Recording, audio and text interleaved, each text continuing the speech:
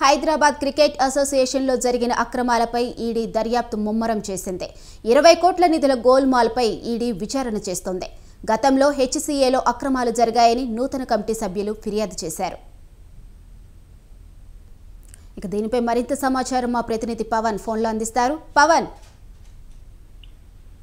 Hyderabad cricket association జరిగిన అక్రమాలపై ED విచారణ కూడా వేగవంతం చేస్తుంది. అయితే 20 కోట్ల నిధులు గోల్మాలయ్యని చెప్పి ఇప్పటికే దీనికి సంబంధించి ఫిర్యాదు అందిన నేపథ్యంలో ఈడీ సమగ్రమైన దర్యాప్తు కూడా దీనికి సంబంధించి కూడా స్పందించింది. అయితే ఇప్పటికే జనవరి మొదటి వారంలో విచారణకు హాజరు కావాలంటూ కూడా ఎస్సీఏ మాజీ అధ్యక్షుడు ప్రజెంట్ ఎమ్మెల్యేగా ఉన్న వినోద్ కూడా నోటీసులు జారీ చేశారు. అంతేకాకుండా ఇందులో కమిటీ సభ్యులుగా ఉన్న హర్షద్ అలీతో పాటు శివరాజ్ యాదవ్ కూడా దీనికి సంబంధించి కూడా నోటీసులు కూడా జారీ చేశారు.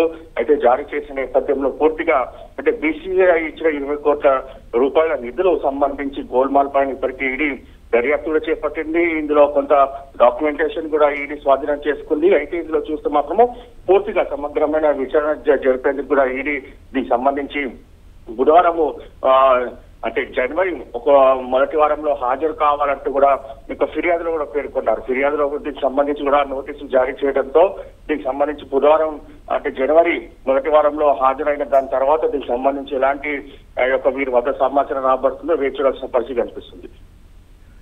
Right, thank you Pawan.